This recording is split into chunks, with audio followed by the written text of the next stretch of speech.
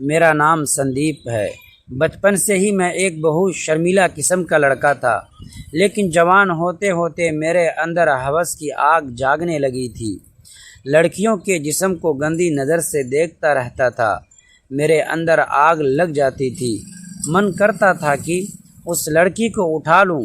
न जाने क्यों मेरे जज्बात बेकाबू हो जाते थे। जो भी लड़की देखता उसके पीछे घूमता फिरता और उसके जिस्म का जो भी हिस्सा खुला नज़र आता, मेरी नज़र वहीं अटक जाती थी। किसी काम में मन नहीं लगता, बिल्कुल नाकारा हो चुका था। एक दिन मेरे पापा बहुत बीमार हो गए। मुझे बुलाया, कहा, संदीप, तुम्हारी लतों से मैं बिल्कुल परेशान हो गया हूँ। मैं ज़िंदा बचूँ ना बचूँ, चाहता हूँ कि मेरा काम अब से तुम संभालो। उन्होंने मुझे अपना वीडियो कैमरा दे दिया और कहा, आज के बाद तुम शादियों में वीडियो बनाओगे और हमारी दुकान में बैठोगे। मेरे पापा की तबीयत कुछ ज़्यादा ही ख़राब थी, जिस वजह से मजबूरन मुझे इस काम को हाथ लगाना पड़ा।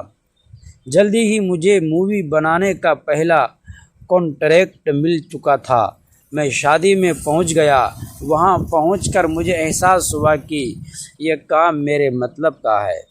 मैं दुल्हन की तरह तरह के पोज में फ़ोटो ले लेता। शादी में खूबसूरत कहानियाँ मनरा रही थी और मैं उन सब की वीडियो बनाता रहता। घर पर जब आया तो न जाने क्यों अपने काम से बहुत खुश था। दोस्तों, बहुत ही रोमांचक कहानी है, पूरा सुनिएगा ज़रूर।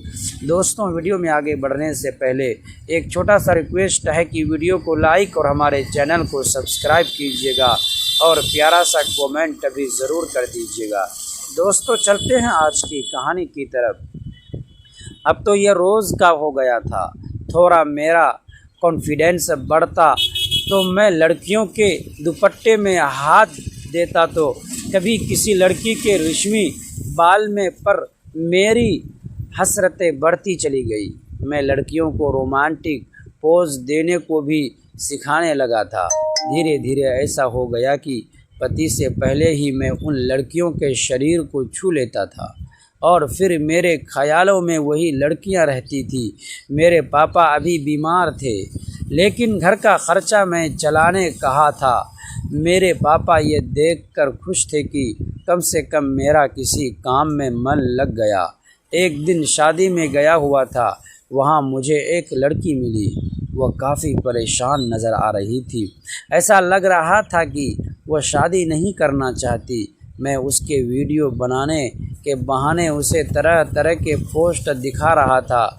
उसके हाथों, गालों, उसके चेहरे को छू रहा था कि न जाने क्यों लड़की का हुस्न मुझे अपनी ओर आकर्षित करने लगा था।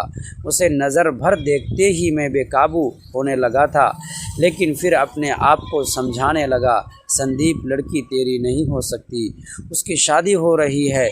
उसके गुलाबी की होठों को देखकर मन कर रहा था कि उसे चूम लूं।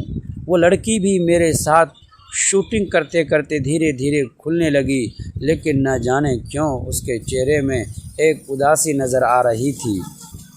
मैंने पूछा, क्या बात है? क्या तुम इस शादी से खुश नहीं हो? उसने एक पल मेरी तरफ देखा, फिर उदासी भरी आंखों से मुझसे बोली, ऐसी कोई बात नहीं है, मैं बस थोड़ी नर्वस हूँ।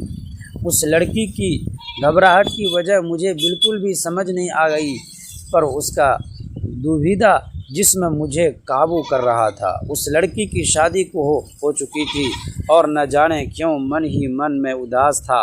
कभी सोचा न था कभी किसी लड़की की शादी में जाकर उसी से दिल लगा बैठूंगा। खैर, उस लड़की को दिमाग से निकालने के लिए मैंने काम जारी रखा। एक दिन मैं शादी में था तो मैंने देखा एक सारस 20 साल की औरत मेरे पास आकर मुझे अपना वीडियो बनाने को कहा।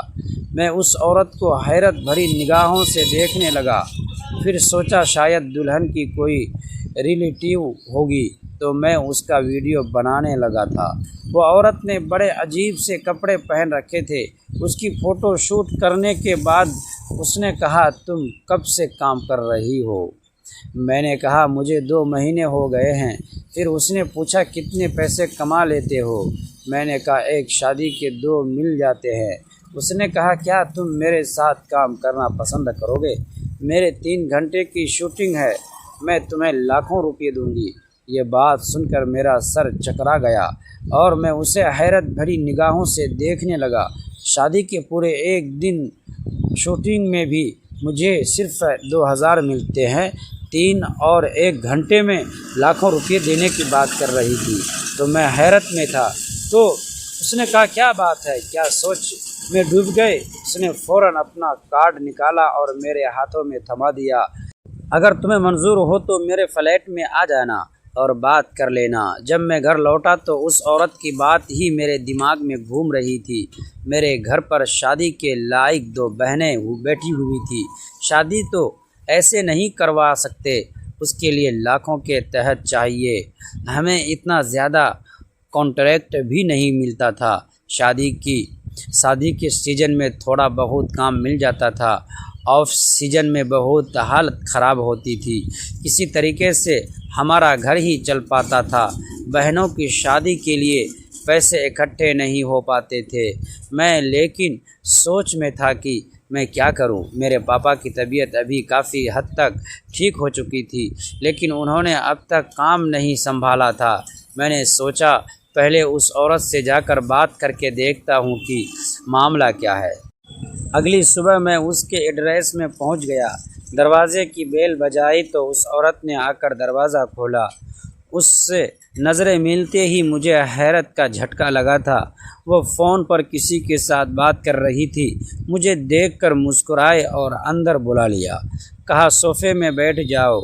वह मेरे सामने घूम घूम कर मैं किसी लड़की को रास्ते में देखता तो कुछ पल के लिए मेरी नज़रें उसी पर टिक जाती।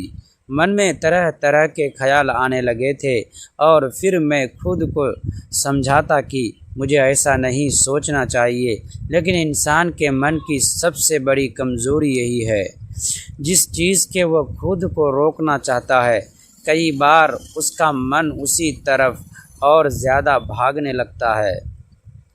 मेरे साथ भी कुछ ऐसा ही हो रहा था। मैं बाहर से शांत था, लेकिन मेरे भीतर एक तूफ़ान पल रहा था और मुझे नहीं पता था कि यह तूफ़ान एक दिन मेरी पूरी ज़िंदगी बदल देगा। उस दिन की बात है, मैं शहर के पुराने बाज़ार से अपने घर लौट रहा था। शाम का वक्त था, सड़क पर काफ़ी भीड़ थी, दुकानों की रोशनी जल चुकी थी और लोग अपने अपने घरों की तरफ लौट रहे थे। तभी मेरी नज़र एक लड़की पर पड़ी। वो अकेली सड़क के किनारे खड़ी थी। उसके चेहरे पर घबराहट साफ दिखाई दे रही थी। वह बार बार अपना फ़ोन देख रही थी, जैसे किसी का इंतज़ार कर रही हो।